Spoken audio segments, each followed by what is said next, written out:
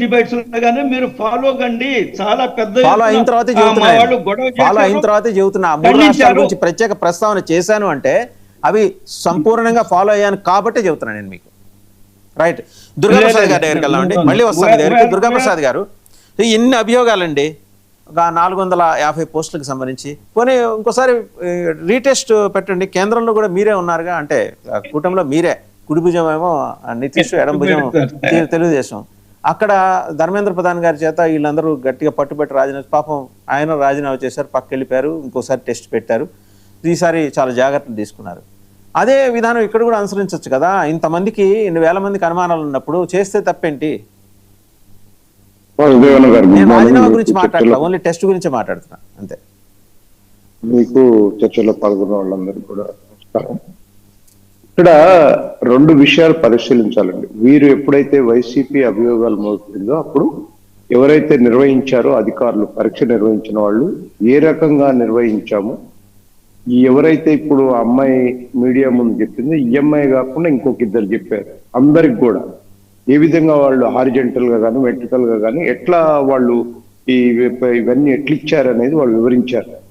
నేను అంటున్నా, అధికారులు 1కి 4 రోజులు వీళ్ళు ఇచ్చిన అభియోగాలను మొత్తాన్ని చేసిన తర్వాత వీళ్ళు పూర్తిగా వైసీపీ పార్టీ పొలిటికలైజ్ చేసింది. ఇది ఒక పొలిటికల్ కాన్స్పిరెన్సీ. అంటే ఏదో ఒకటి, వాసుదేవన్ గారు మీరు సీనియర్ జర్నలిస్ట్ గా మీరు చెప్పండి, పేపర్ లీక్ అనేది ఉంటుందండి ఇందులో? పేపరు ఎవరికి, నీకే పేపర్ వచ్చిందో నాకే పేపర్ వచ్చిందో తెలియనప్పుడు పేపర్ లీక్ ఎట్లా ఉంటుందండి? మినిమం జ్ఞానం ఉండాలండి మాట్లాడేటప్పుడు.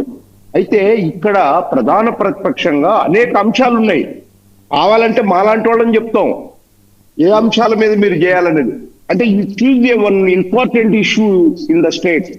ఒక మంచి ఇష్యూని తీసుకొని ప్రభుత్వం మీద చేయాలి, కానీ ఏమి లేని దానికి పుస్తకానికి ఒక కాన్స్పిరసీగా పొలిటికల్ కాన్స్పిరసీ తీసుకొచ్చి జనంలోకి తీసుకుపోయి మేము ఏదో అడావిడి చేస్తామంటే నేను అడుగుతున్నాను. ఎస్, చిట్టు రాగానే వేసాం, చిట్టుది నిన్న మొన్న వచ్చింది కాబట్టి అది కోర్టుకు సబ్మిట్ చేశారు. నేను అడిగేది ఇది కౌంటర్ అటాక్ కాదు. చంద్రబాబు నాయుడు గారు ఏదో కౌంటర్ అటాక్ చేయడానికి లాస్ట్ దాని మీద జరిగిన దాని మీద సిట్ వేసి వాళ్ళ కోర్టుకు సబ్మిట్ చేసి చేయటం కాదు దాన్ని. అంటే మీరు దొంగనే దొంగ దొంగ అంటే ఏం చేయాలా? మీరు నిర్వహించినటువంటి బాధ్యతలు ఏ విధంగా ఉన్నాయి గతంలో, ఇవాళ మేమేం చేశామనేది క్లారిటీ ప్రజలకు చెప్పడానికి, ప్రజలకు వివరించడానికి, ప్రజల్లోకి తీసుకెళ్లారు కదా. ఇప్పుడు ఇవాళ ఏమి జరగకపోయినా నేను ఒకటి వాసుదేవన్ గారు ఇవాళ క్లియర్ గా, ఇప్పుడు ఆ అమ్మాయి కాదు ఇంకొక ఆయన మెడల్ వచ్చిన ఆయన కూడా జగన్ గారు పక్కన కూర్చోబెట్టుకొని మాట్లాడితే ప్రతి వాళ్ళకు కూడా సెక్రటరీ ఆన్సర్ చెప్పాడు ఎందుకు ఇచ్చాము, వెర్టికల్ గా ఇచ్చాము. ఒక్కటి నిజంగా కూడా ఒక్కసారి ఆఫర్ వచ్చిన తర్వాత దీన్ని ఎట్లా పోద్దంటే కోటాలో ఇచ్చినప్పుడు ఎస్ దాని మీద వీ విల్ డిస్కస్. ఎందుకు జీవో ఇచ్చారు, ఎట్లా స్పోర్ట్స్ కోటా ఇచ్చారు, అది ఫిలప్ చేశారు, మీకు న్యాయస్థానాలు ఉన్నాయి కదా, యు గో దేర్.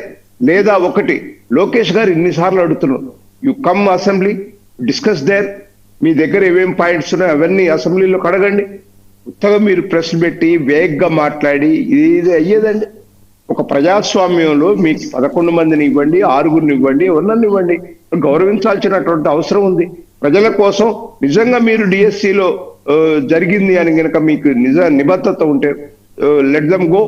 అసెంబ్లీకి పోయి వాళ్ళ అసెంబ్లీలో నిలదీయండి, మీ దగ్గర ఉన్న ఆధారాలని అసెంబ్లీలో స్పీకర్ దగ్గర పెట్టండి, డిస్కస్ చేయండి. ఇదంతా కాకుండా ఉత్తగానే యాగి చేసి ప్రభుత్వాన్ని బదనం చేయాలా, లోకేష్ బాబు ఏదో ఇది చేయాలా. ఎన్ని ఎన్ని ఎన్ని ఈ 2 సంవత్సరాల్లో విద్యా విధానంలో ఎన్ని మార్పులు తీసుకొచ్చారండి. ముఖ్యంగా పురుషోత్తం రెడ్డి గారు కూడా గమనించాలా. మనం ఒక పొలిటికలైజ్ చేసి దీన్ని ఏదో ప్రభుత్వాన్ని అంటాం, ప్రతిపక్షాన్ని వాళ్ళు చేసిన తప్పే వాళ్ళు చేసింది కాబట్టి వీళ్ళు చేసింది అట్లా కాదు మనం అనేది. ఎక్కడ ఏది నిజంగా జరిగింది అనేది చూడాలి. ఎస్, నేను ఆంజనేయ రెడ్డి గారితో నేను ఏకీభవిస్తున్నా. పురుషోత్తం రెడ్డి గారు మీరు మేధావులు, మీకు నిజంగా కూడా మీకు ఈ రిజర్వేషన్ మీద కానీ లేకపోతే అథ్లెటిక్స్ వాళ్ళకి ఇచ్చే దాంట్లో స్పోర్ట్స్ కోటాలో ఏమైనా అభ్యంతరం ఉంటే యు గో కోర్ట్. అట్లా వాసుదేవన్ గారు అట్లా కాదు నేను అనేది, అక్రమాలు చేస్తామని కాదు, మేము చేయలేదని అంటున్నాం. వాసుదేవన్ గారు మీరే మాట్లాడండి. ఒకే ఒక నిమిషం. మీరు పొలిటికల్ పార్టీలు ఏమన్నానండి, ఓకే, ఎందుకంటే వాళ్ళకి రాజకీయ దురుద్దేశాలు ఉంటాయి, ఎట్రిబ్యూట్ చేయండి, లేదా దాంట్లో కొంత మేరకు నిజం. పురుషోత్తం రెడ్డి గారిని పట్టుకొని ఇవాళ ఆయన కొత్తగా నేర్చుకోవాలా? మేము పురుషోత్తం రెడ్డి గారిని బాధపడుతున్నారు కదా, నిజంగా కూడా మీరు ఫీల్ అవుతున్నారు కదా. లేలే పురుషోత్తమ రెడ్డి గారు ఎనలిస్ట్ గానే హిమ్సెల్ఫ్ ఫీల్ అవుతున్నాడు కాబట్టి ఎంతో మంది ఇక్కడ మన హైదరాబాద్ లో కూడా ఎనలిస్టులు కొన్ని విషయాల్లో కోర్టులో వేస్తున్నారు. మీరు కూడా అట్లా వేయొచ్చు కదా అంటున్నా. ప్రజల పక్షాన, విద్యార్థుల పక్షాన నేను వెరీ పాజిటివ్ మూడ్ లో మాట్లాడుతున్నా. నేను అందుకనే వైసీపీ పార్టీ అనేక కోర్టు కేసులు వేసింది బిఫోర్ డిఎస్సి ముందు, అనౌన్స్ అయ్యే ముందు. అవి కొట్టేశారు. నిన్న మొన్న కూడా పోతే కోర్టుకు కొట్టేశారు. నేను అంటున్నా, న్యాయస్థానాలు కొట్టేస్తున్నాయి, మీ దగ్గర సరి అయిన ఎవిడెన్సెస్ లేవు. ప్రభుత్వం డెఫినెట్ గా హారిజెంటల్ వెర్టికల్ ఎట్లా ఉంటది అనేది డిస్క్రిప్షన్ కోర్టుకి సమర్పించింది. ఇగో ఈ విధానంలో చేసినామని మన స్పోర్ట్స్ కోటాలో ఏ విధంగా ఇచ్చామనేది అది కూడా కోర్టుకు సమర్పించింది. నేను అన్నా, ఇంత పారదర్శకంగా ఉన్న కాడ మీరు ఏదో తీసుకొచ్చి ఒక ఇష్యూని బట్టి ఇంకా నేను పురుషోత్తమ రెడ్డి గారికి కూడా చెప్పేది ఏంటంటే, వాళ్ళు ఒక ఎనలిస్ట్ గా వారిని కూడా ఒక సలహా ఇవ్వమంటున్నా. అనేక ఇష్యూస్ ఉన్నాయి ఆంధ్రప్రదేశ్ లో ప్రజల కొరకు. అంటే వీళ్ళు ప్రతిపక్షంగా ఒక ఇష్యూని పట్టుకుంటే దాన్ని ప్రజల్లోకి తీసుకెళ్లాలంటే, ప్రజలు కూడా నమ్మాలంటే హర్యానా ఇష్యూని పట్టుకోవాలా. ఇది బూమ్రాంగ్ అయింది ఈ విషయంలో. డిఎస్సి విషయంలో మీ టీడీపీ కార్యకర్త లేకపోతే సానుభూతి పరుడో మరి చూడండి, ఆయన మాట్లాడుతున్నారు. మరి టీడీపీ ఆయన కూడా మాట్లాడతారు. ఒకసారి విని మళ్ళీ మీ దగ్గరికి వద్దాం. డిఎస్సి అభ్యర్థి 2025 లో జాబ్ కోల్పోయాను. నా పేరు ఊడదాల ప్రభావతి. హార్జెంటల్ రిజర్వేషన్ వల్ల ఉద్యోగం కోల్పోయాయని చెప్పారు. కానీ హార్జెంటల్ రిజర్వేషన్ వల్ల అయితే ఉద్యోగం కోల్పోలేదు. అధికారుల నిర్లక్ష్యము, అది కావాల్సిన చేసిన దురుద్దేశంతో చేసినారో తెలియదు. కానీ ఒక వికలాంగుడిని వికలాంగుడు కాదనడం వల్ల, అది సర్టిఫికేట్ అప్లోడ్ చేయకపోవడం వల్లే, అధికారులు తప్పిదం వల్ల నా జాబ్ కోల్పోయాను.